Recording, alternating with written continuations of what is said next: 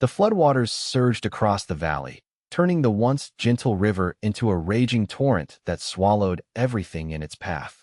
Zara Wellington clung to a half-submerged cottonwood tree, her soaked dress heavy against her trembling legs as she watched her wagon disappear beneath the churning water.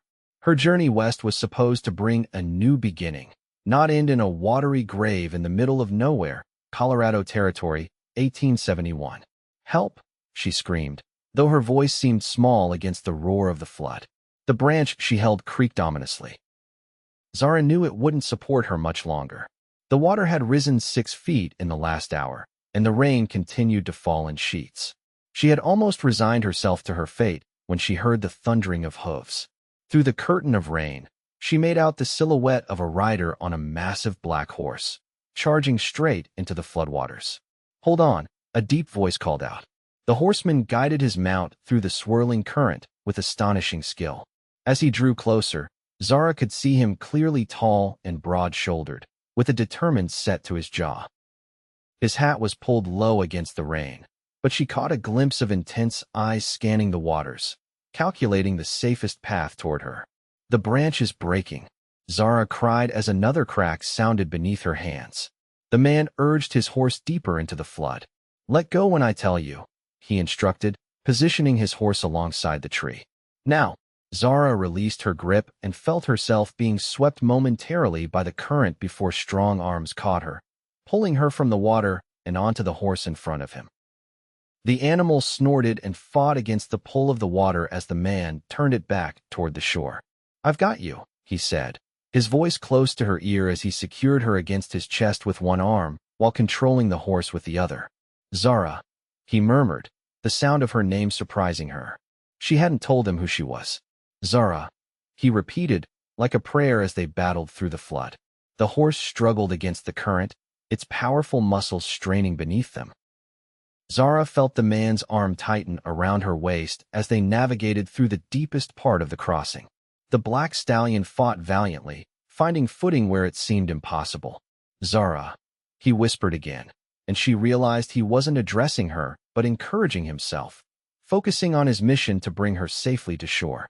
"Zara," he breathed as they finally reached the muddy bank, the horse scrambling up to solid ground. Only when they were safely on the ridge did he loosen his grip. Zara turned to look at her rescuer properly. Water streamed from the brim of his hat, down a face weathered by sun and wind. He couldn't have been much older than 30, with eyes the color of the sky after a storm. "Thank you," she said, her voice breaking. "You saved my life, Mr. Nathaniel Quinn," he replied, dismounting and reaching up to help her down. His hands were strong but gentle on her waist. "Most folks just call me Nate." "How did you know my name?" Zara asked, shivering in her sodden clothes. Nate's expression changed, confusion crossing his features. "Your name?" "You kept saying Zara as we crossed the river."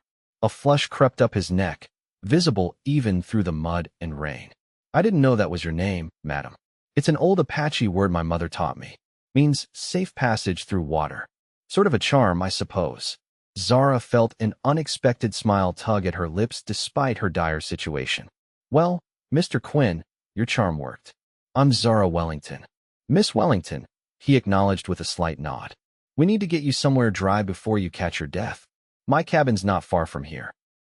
As they walked, leading the tired horse, Zara explained how she'd been traveling to meet her uncle in Silver Creek when the flash flood caught her wagon at the crossing.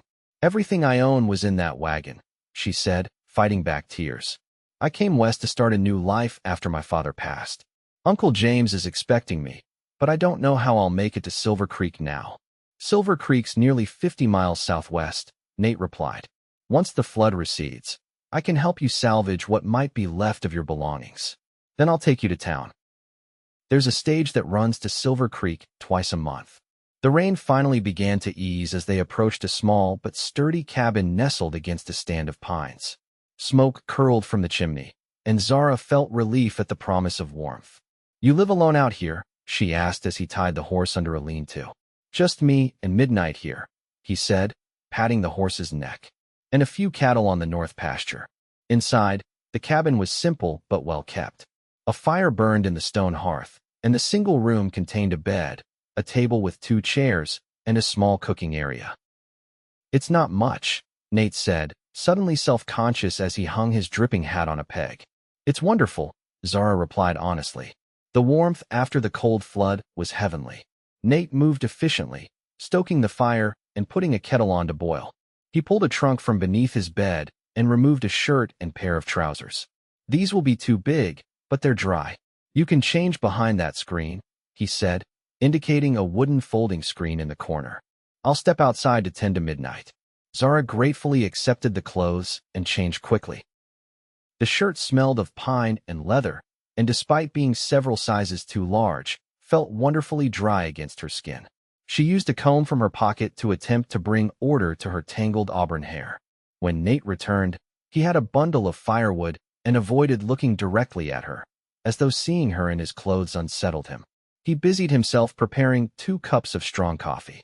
"How long have you lived out here?" Zara asked, accepting the steaming cup gratefully. "Going on 5 years now. Came west after the war." His tone suggested he didn't care to elaborate, and Zara didn't press. "You mentioned your mother taught you Apache words.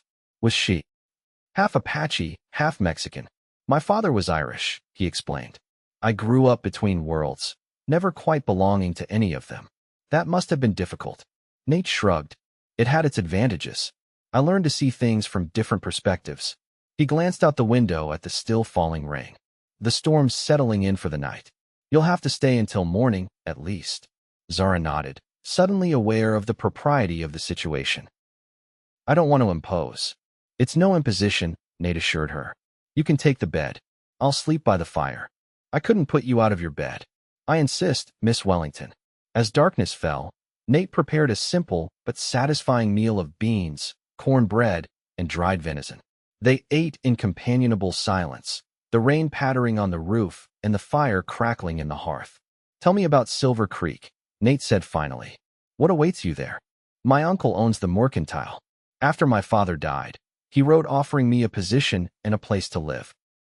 I've never met him. He and my father had a falling out before I was born, but he's my only family now." Nate nodded thoughtfully.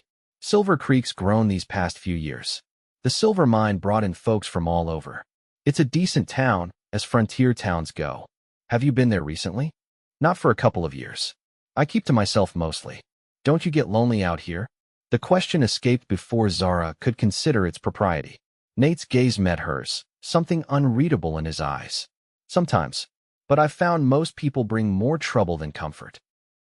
Later, as Zara lay in Nate's bed, she could hear him moving quietly around the cabin, banking the fire for the night. The events of the day swirled in her mind: how close she had come to drowning, the strength of his arms as he pulled her from the flood, the way he had whispered what he thought was a charm but had turned out to be her name. It felt like fate, though Zara had never been one to believe in such things. Sleep came eventually, and with it dreams of rushing water and a deep voice saying her name over and over. Morning brought clear skies and the realization that the flood had changed the landscape overnight. When Zara stepped outside, wearing her now dry dress, she gasped at the sight. The river had carved new channels through the valley, and debris hung from tree branches 10 feet above the normal water level. Nate emerged from the barn, leading Midnight. "I've been to check the crossing," he said. "The water's receding, but it'll be a few days before it's safe to try recovering anything from your wagon, if there's anything left to recover." "A few days?" Zara's heart sank. "But my uncle, I can ride to the telegraph office in Willow Bend and send a message explaining what happened," Nate offered. "It's about 15 miles east." "Would you?" "I'd be so grateful." "I'll go today," he promised. "But I can't leave you alone here. You'll have to come with me." The ride to Willow Bend took most of the day. Zara rode behind Nate on Midnight, her arms wrapped around his waist. They spoke little, but there was a growing comfort in their silence. The countryside they passed through was breathtaking, rolling hills covered in spring wildflowers, valleys carved by ancient rivers, and distant mountains still capped with snow. Willow Bend proved to be little more than a cluster of buildings around a stagecoach stop. The telegraph office occupied a corner of the general store, where Nate sent a message to James Wellington in Silver Creek, explaining the situation and assuring him that his niece was safe and would arrive as soon as conditions permitted. While waiting for a reply, They purchased supplies, a dress, and some personal items for Zara, food, and ammunition. The storekeeper's wife, Mrs. Hollister, eyed them with undisguised curiosity. "You Quinn's wife?" she asked Zara bluntly as Nate examined fishing tackle across the store. "No, madam," Zara replied, feeling heat rise to her cheeks. "Mr. Quinn rescued me from the flood yesterday. I lost everything when my wagon was swept away." Mrs. Hollister's expression softened. "That was fortunate. Quinn keeps to himself, but he's a good man. Helped my Thomas when his leg was crushed under a fallen tree last winter. Stayed 3 days until the doctor could make it through the snow." Before Zara could respond, the telegraph operator called them over. A reply had come from Silver Creek. "Relieved T.O. Here's Zara safe. Await her arrival when possible. Sending funds to Willow Bend Bank." "James Wellington. That's generous of your uncle," Nate remarked as they left the store. "The bank won't have the money for a day or two, though. Then we'll have to return," Zara said, trying to hide her dismay at the continued delay. As they prepared to leave town, a commotion drew their attention to the saloon. A man staggered out, clearly drunk despite the early hour, shouting obscenities. He spotted Nate and Zara and lurched toward them. "Well, if it ain't the half-breed," he slurred. "Thought you kept to your hills these days, Quinn." Nate's expression hardened, but he kept his voice level. "Let's go, Miss Wellington." The drunk blocked their path. "Now where to breed like you get such a pretty lady friend." He reached for Zara's arm. Nate moved with surprising speed, stepping between them and gripping the man's wrist. "You're drunk, Harker. Go sleep it off." Several onlookers had gathered, watching the confrontation with interest. Harker tried to pull free, his face contorted with rage and humiliation. "Don't tell me what to do, you Apache bastard. Is there a problem here?" A tall man with a sheriff's badge approached, his hand resting casually on his holstered pistol. "No problem, Sheriff," Nate replied, releasing Harker's wrist. "We were just leaving." The sheriff nodded, eyeing Harker with disapproval. "See that you do, Quinn. And Harker, I told you about causing trouble in my town." As they rode out of Willow Bend, Zara could feel the tension in Nate's shoulders where her hands rested. "Does that happen often?" she asked quietly. "Often enough," Nate replied after a moment. "It's why I prefer my own company." "I'm sorry. Don't be. It's nothing new." They rode in silence for several miles before Zara spoke again. "Mrs. Hollister spoke highly of you. She said you stayed with her husband for 3 days after he was injured." Nate seemed uncomfortable with the praise. "Anyone would have done the same." "I don't think that's true," Zara said. "I think you're a good man, Nathaniel Quinn, regardless of what men like Harker might say." He didn't respond, but she felt some of the tension leave his body as they continued their journey back to the cabin. The days that followed fell into an unexpected rhythm. Each morning, Nate would check the river's progress. Each afternoon, they would work together, Nate tending to chores around the property, while Zara helped with cooking and mending. In the evenings, they would sit by the fire, talking more openly as their comfort with each other grew. Zara learned that Nate had fought for the Union during the Civil War, that he had a gift for training horses, and that he could read and write in 3 languages thanks to his mother's insistence. He spoke little of his parents, but she gathered they had both passed away before he came west. In turn, she told him about growing up in Boston, about her father's work as a professor of literature, and about her own dreams of someday opening a school. Why not do that in Silver Creek? Nate suggested one evening as they sat on the porch, watching the sunset paint the mountains gold. "A growing town needs a good teacher." "Perhaps I will," Zara replied, warming to the idea, "though I'm not sure how my uncle would feel about it. His letters suggested he expects me to work in the mercantile." "A woman with your education shouldn't be stuck behind a counter," Nate said with unexpected vehemence.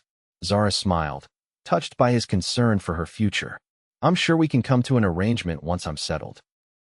On the 4th day, they returned to Willow Bend to collect the funds from Zara's uncle. The money would allow her to purchase passage to Silver Creek on the next stagecoach, scheduled to depart in 3 days. "We should see what we can salvage from your wagon tomorrow," Nate said as they rode back to the cabin. "The river's down enough now." The prospect of continuing her journey brought Zara conflicting emotions. She was eager to meet her uncle and begin her new life, yet the thought of leaving Nate and the peaceful routine they had established left her with an unexpected sense of loss. The next morning dawned clear and warm. They rode to the river crossing, where the flood had reshaped the landscape.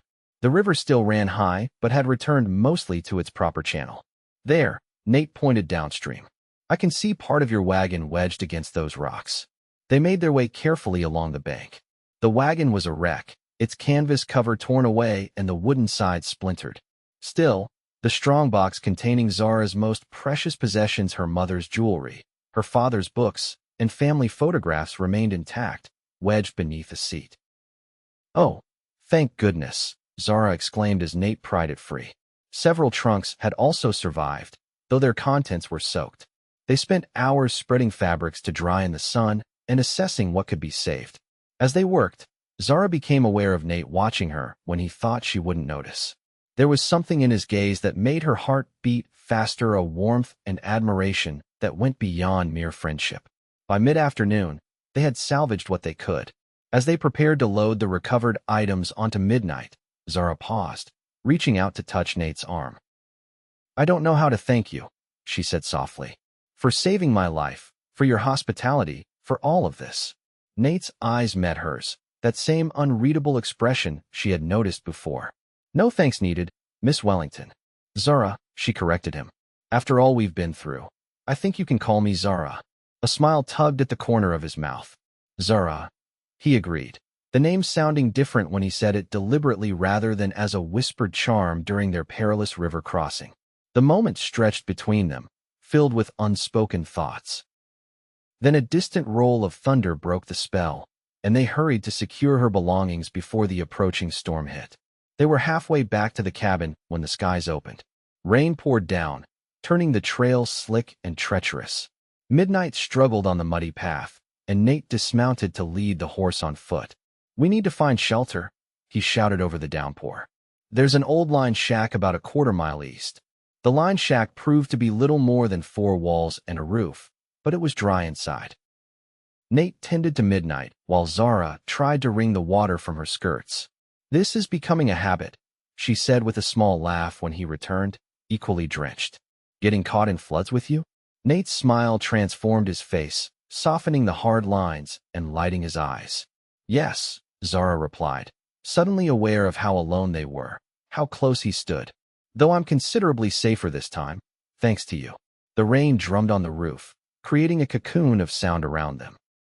Nate reached out slowly, as if giving her time to step away, and brushed a strand of wet hair from her cheek. His fingers lingered there, warm against her skin. "Zara," he said, just as he had during the flood, but with new meaning in his voice. She didn't move away. Instead, she leaned slightly into his touch, her eyes never leaving his. "Yes, he seemed to struggle for words. "The stage leaves in 2 days." It wasn't what she expected him to say, and disappointment flashed through her. "Yes, I know." Nate dropped his hand and stepped back. "We should wait out the worst of the storm before heading back." The moment had passed, leaving Zara confused and oddly bereft. They sat in silence as rain lashed against the small window, each lost in their own thoughts. When they finally returned to the cabin, the awkwardness between them had grown. Nate was polite but distant as they prepared a simple supper. Zara found herself missing the easy companionship they had developed over the past days. "Is something troubling you?" she finally asked as they ate. Nate looked up from his plate, his expression guarded. "No. You've barely spoken since we left the line shack." He set down his fork with deliberate care. "You're leaving soon. It's best if we remember that." "I don't understand. Has my presence become unwelcome?" "No," he said quickly, then more softly. "No, quite the opposite." Understanding dawned on Zara. "Oh, you have a new life waiting in Silver Creek," Nate continued, his voice carefully neutral. "Your uncle, possibilities for your future.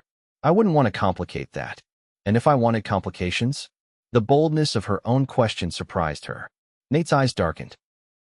"Zara, I'm a half-breed rancher with little to offer a woman like you. I live alone for good reasons. You've offered me kindness, respect, and understanding," Zara countered. "Those are worth more than many things a proper gentleman might provide." "The world doesn't see it that way," he said bitterly. "You saw how Harker reacted in town. That's mild compared to what you'd face if..." "If what?" Zara pressed when he didn't continue. Nate stood abruptly. It's getting late. We should turn in. Zara watched him walk to the door, frustrated by his refusal to acknowledge what was growing between them. Nathaniel. He paused with his hand on the latch, but didn't turn. I make my own decisions about what matters to me, she said firmly. Not Harker, not society, and not even you. Nate said nothing but stepped outside, closing the door softly behind him. The next day passed in strained politeness. Nate announced his intention to ride into Willow Bend to confirm the stagecoach schedule, clearly wanting some distance. Zara spent the day organizing her salvage possessions and preparing for her departure. When Nate returned in the late afternoon, his expression was grim. What's wrong? Zara asked, immediately concerned. The stage won't be running tomorrow after all, he said, removing his hat.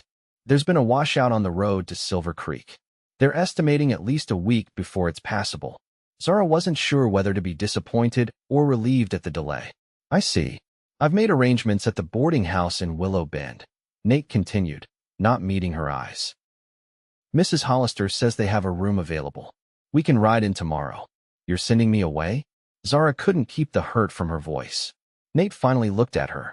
It's for the best, Zara. Your reputation, my reputation is my concern, she interrupted. Unless you truly want me gone. A muscle twitched in his jaw. What I want doesn't matter. It matters to me, Zara said softly. The tension between them was palpable. Nate took a step toward her, then seemed to think better of it and moved to stoke the fire instead. We should discuss this in the morning. But morning brought no discussion. Nate was already outside tending to the horses when Zara awoke. They ate breakfast in silence, the unspoken words hanging heavy between them. As they prepared to leave for Willow Bend, a rider approached the cabin. Nate's hand moved instinctively to the rifle propped by the door. You expecting company? Zara asked. No, Nate replied, his posture alert as he stepped onto the porch. The rider proved to be a young man, barely out of his teens, wearing the dust of long travel. Mr. Quinn, he called as he dismounted. That's me, Nate acknowledged cautiously.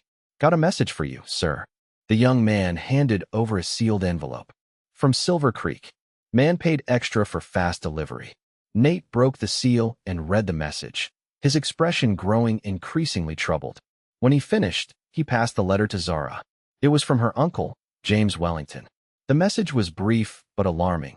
Zara must not come to Silver Creek. Danger. We'll explain when safe. Stay where you are. Trust no one. JW. What does this mean? Zara asked, rereading the cryptic warning. What danger? Nate turned to the messenger. Did Wellington give you any other information? The young man shook his head. No, sir. Just said it was urgent. Paid me double to find you fast.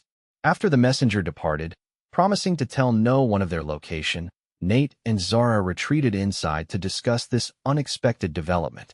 I don't understand, Zara said, pacing the small cabin. What kind of danger could possibly be waiting for me in Silver Creek?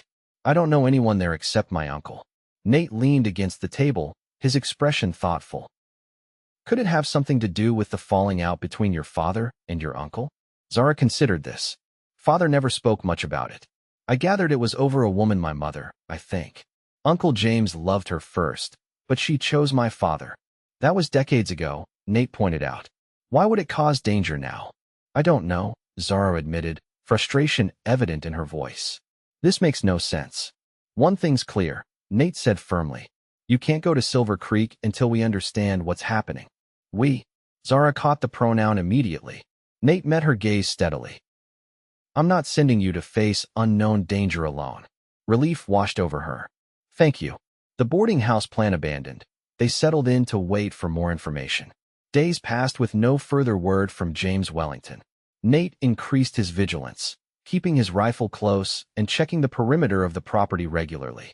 Despite the uncertain circumstances, Zara found herself cherishing this unexpected extension of their time together.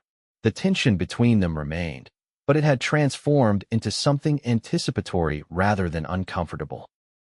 One evening, as they sat before the fire, Nate finally broached the subject they had been avoiding. When this is resolved, and you're safe, what will you do? Zara looked up from the book she had been reading, one of the few salvaged from her trunk. I'm not sure anymore. Everything seems less certain now.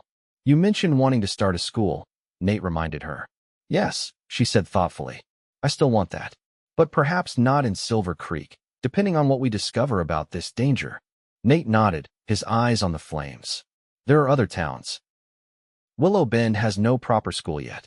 Neither does Cottonwood Crossing, about 30 miles north of here. Zara studied his profile, wondering at the direction of his thoughts. Are you suggesting alternatives? Just possibilities, he said carefully. Possibilities where I might be. Nearby. Zara pressed gently. Nate's gaze shifted to her, intent and searching. Would that be something you'd consider?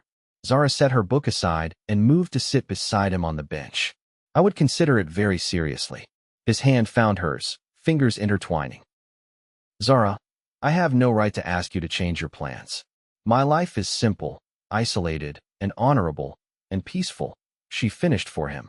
Those are not small things, Nathaniel. The way she said his full name seemed to affect him deeply. His free hand rose to cup her cheek, much as it had in the lined shack during the rainstorm. This time, however, there was no hesitation in his touch. May I kiss you? He asked, his voice low. In answer, Zara leaned forward, closing the distance between them. His lips met hers gently at first, then with growing fervor as she responded. His arms encircled her, drawing her closer, and Zara felt as though she had found a place she belonged after a lifetime of searching. When they finally parted, both breathing heavily, Nate rested his forehead against hers. I've wanted to do that since I pulled you from the river, he confessed. Zara smiled, her heart full. I've wanted you to since that first night by this fire. The sound of a horse approaching shattered the moment. Nate was on his feet instantly, reaching for his rifle. Stay inside, he instructed, moving to the window. Through the darkness, they could make out a single rider, moving slowly as if uncertain of the way. Nate positioned himself by the door, rifle ready. Hello, the house, a man's voice called. I'm looking for Zara Wellington. Zara gasped. That's my uncle's voice. Nate remained cautious. Stay back, he warned as he opened the door slightly. Identify yourself properly, he called out. James Wellington, from Silver Creek, the voice replied. I've come for my niece. Zara moved to the door despite Nate's warning. Uncle James, is that really you? An older man dismounted stiffly from his horse, stepping into the pool of light from the cabin. He had the same auburn hair as Zara, though liberally streaked with gray, and familiar green eyes. Zara, he said with evident relief. Thank God you're safe. Nate lowered his rifle, but remained vigilant. You sent a message warning of danger. What's happened? James Wellington looked exhausted, his clothes travel-worn and dusty. May I come in? It's a long story, and not one I'd care to tell in the open. Once inside, with coffee steaming before him, James explained. There's a man in Silver Creek named Victor Randall. He owns the mine and half the town. He and your father were business partners years ago in Boston, before you were born. I never heard my father mention anyone by that name, Zara said, puzzled. He wouldn't have, James replied grimly. Randall swindled your father out of a significant investment and fled west before he could be prosecuted. Your father was too proud to admit he'd been deceived. It nearly ruined him financially. What does this have to do with Zara? Nate asked, standing protectively near her chair. James sighed heavily. Everything. When I placed the advertisement for a position at my store, I used my initials only JW. I never imagined Randall would make the connection to the Wellington family. But somehow he did. 3 days ago, he came into my store asking pointed questions about my expected visitor. He recognized my name, Zara realized. Yes, and he seemed very interested in what you might have brought with you from Boston. James looked at her intently. Zara, did your father leave you any papers, documents, anything that might be evidence of Randall's fraud? Zara thought of the strongbox they had recovered from the wagon. There's my father's correspondence. I haven't gone through it all yet. There are hundreds of letters. That's what Randall fears, James said. If you have evidence that could still bring charges against him, everything he's built would crumble. He's not a man who would hesitate to eliminate such a threat. The implication hung heavy in the air. Nate's hand came to rest on Zara's shoulder. You think he means to harm her? I know he does, James replied solemnly. The night after he visited my store, there was a fire. My living quarters above the mercantile were destroyed. It was meant to look like an accident, but I have no doubt it was Randall's doing a warning, or perhaps an attempt to destroy any evidence I might have. How did you find us? Nate asked, still not entirely convinced. The telegraph operator in Willow Bend. I described Zara, and he remembered sending a message to me about the flood. Said she'd been staying with a rancher named Quinn. James glanced between them, noting Nate's protective stance. I came as quickly as I could. Zara rose and went to the trunk containing her father's papers. We should look through these. If there's evidence against Randall, we need to find it. The three of them spent hours sifting through years of correspondence. Near dawn, Zara found what they were seeking: a folder containing promissory notes, contracts, and a detailed accounting of the fraud Randall had perpetrated. This is it, James said, examining the documents. With these, Randall could be prosecuted even now. The statute hasn't expired on fraud of this magnitude. What do we do? Zara asked, exhaustion making her voice thin. Nate, who had been quiet for some time, spoke up. We take these to the federal marshal in Denver. Randall's influence won't extend that far. Denver's 100 miles away, James pointed out. Then we'd better get started. Nate replied firmly. Randall knows you've come here, James. It won't take him long to follow. They set out at first light, traveling north to avoid the main roads where Randall's men might be watching. James rode his own horse, while Zara once again shared midnight with Nate. The journey would take at least 3 days, Nate estimated, if they pushed hard and the weather held. By midday, dark clouds were gathering on the horizon. Storm coming, Nate observed, studying the sky. We need to find shelter before it hits. They made for a rocky outcropping that offered some protection, arriving just as the first fat droplets began to fall. The small overhang wasn't ideal, but it would keep them relatively dry. As they settled in to wait out the storm, James watched Nate assist Zara with quiet attentiveness. You two seem close, he observed. Zara glanced at Nate, a silent communication passing between them. Mr. Quinn saved my life during the flood, she said simply, and has been protecting it since, James noted. I'm grateful. The storm passed quickly, allowing them to continue their journey. They made camp that night in a small grove of cottonwoods beside a stream, taking turns standing watch. During his shift, Nate heard the distant sound of horses. He woke James and Zara immediately. Riders coming. Could be nothing, but we can't take chances. They doused the fire and moved deeper into the trees, leading the horses quietly. From their hiding place, they watched as 5 riders passed along the trail they had been following. Randall's men, James whispered when they had gone. He must have been right behind me. They're heading the way we were going, Nate said grimly. We need to change course. The detour added miles to their journey, taking them through rougher country where the horses struggled. By the second day, exhaustion was taking its toll on all of them. We need to rest, Zara insisted as they paused by a small spring. The horses can't continue like this, and neither can we. Nate scanned the area, his expression troubled. A few hours, no more. We're still too exposed here. As night fell, they found refuge in an abandoned miner's cabin tucked into a hillside. The roof leaked and the walls had gaps, but it offered concealment and a place to rest. James immediately stretched out on his bedroll and fell into an exhausted sleep. Zara sat beside Nate at the small window, watching as he cleaned his rifle by the faint moonlight. Thank you, she said softly, not wanting to wake her uncle. For all of this. Nate paused in his task, looking at her with an expression that made her heart race. I'd do anything to keep you safe, Zara. I know, she replied, reaching for his hand. That's why I love you. The words hung between them, unexpected yet inevitable. Nate set the rifle aside and drew her close, his kiss conveying what words could not: the depth of his feelings, the fear of losing her, the hope for a future together. I love you, he whispered against her lips. I think I have since I carried you through that flood. They held each other in the darkness, finding solace amidst the danger that surrounded them. Eventually, Zara drifted to sleep in his arms, while Nate maintained his vigilant watch. Dawn brought renewed determination. They set out early, pushing the horses as much as they dared. By midday, they crested a ridge and saw Denver spread out in the valley below. We made it, James said with palpable relief. Their triumph was short-lived. As they began their descent, shots rang out from the trees to their left. Nate reacted instantly, pulling Zara from the saddle and behind the cover of a boulder. Stay down, he ordered, returning fire as James scrambled to join them.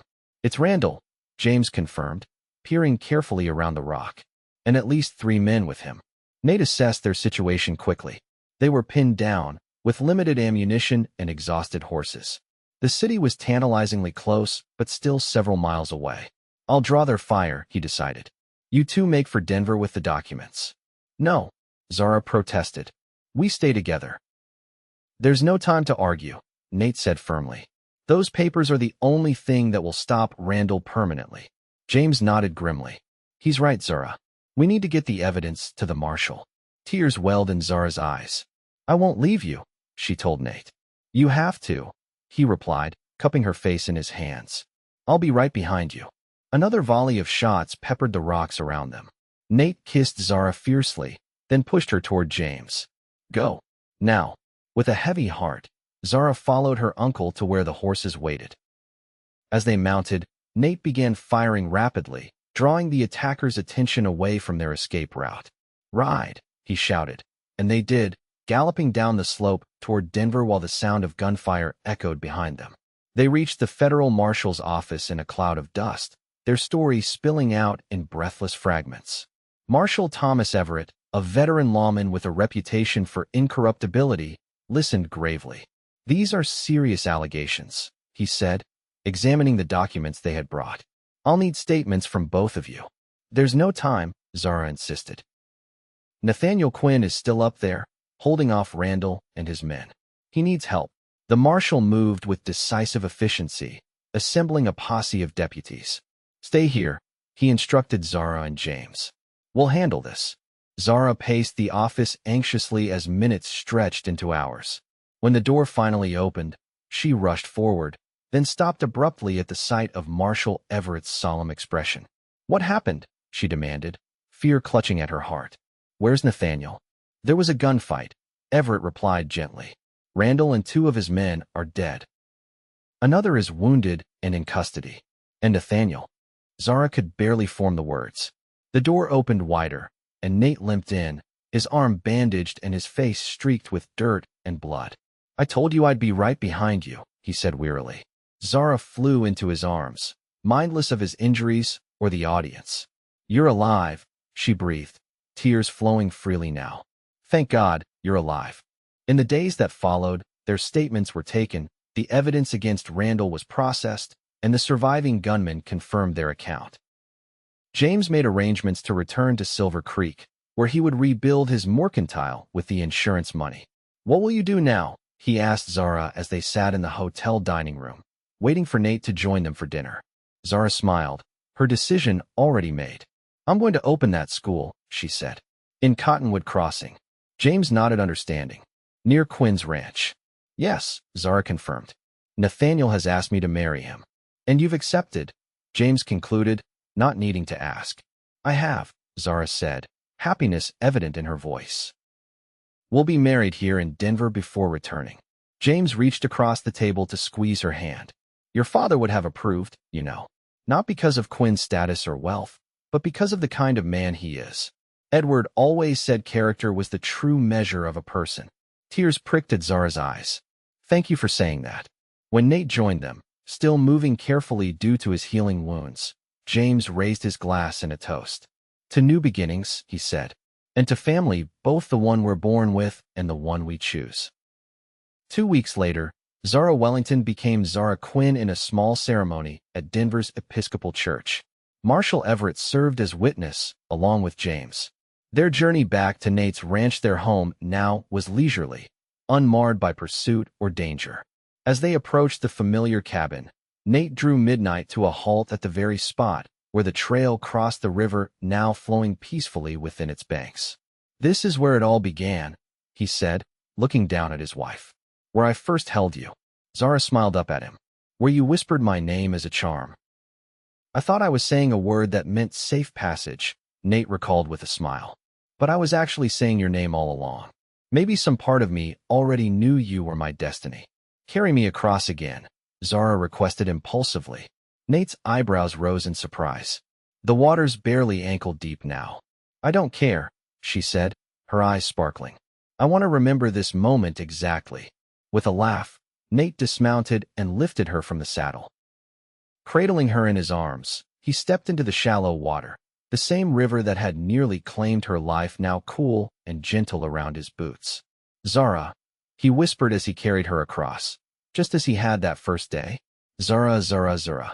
But this time, her name wasn't a charm against drowning, it was a promise, a declaration, a future stretching before them as vast and hopeful as the western sky.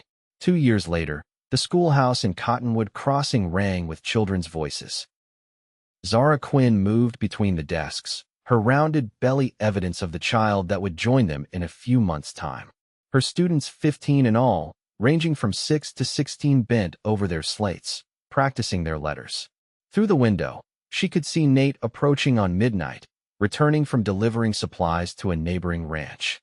He dismounted with the easy grace that still made her heart skip, even after 2 years of marriage. Their life together had settled into a rhythm that balanced Zara's teaching with Nate's expanding ranch. The cabin had been enlarged to accommodate their growing family, and a proper barn now stood where the lean-to had been. Word of Randall's crimes and subsequent death had spread throughout the territory. Some had expected trouble for Nate, a half Apache man involved in the death of a prominent businessman, but Marshal Everett's thorough investigation had cleared him of any wrongdoing. If anything, the incident had earned him respect among the townspeople of Cottonwood Crossing. As the school day ended and the children dispersed, Nate entered the schoolhouse, removing his hat as he crossed the threshold. "Mrs. Quinn," he greeted her formally, though his eyes danced with private amusement. "Mr. Quinn," Zara replied in kind, gathering her books. "Right on time." He crossed to her, placing a hand gently on her belly. "And how are my girls today?" "Very active," Zara said, covering his hand with her own. "Though I still think it might be a boy." "We'll know soon enough," Nate said, helping her with her shawl. "Ready to head home?" "Home." The word still filled Zara with warmth. They walked together to where their horses waited, Nate insisting on helping her mount despite her protests that she was perfectly capable. As they rode side by side, Zara reflected on the journey that had brought them together. A flood, a rescue, a dangerous pursuit. Their beginning had been anything but conventional. Yet here they were, building a life that felt as natural as breathing. When they reached the river crossing their crossing, as they had come to think of it, Nate reached over to take her hand. "Still glad I carried you across that day?" he asked, a question that had become a ritual of sorts. Zara's answer never varied. Every single day, they urged their horses forward, crossing the river together, heading home as the setting sun painted the western sky in hues of gold and promise.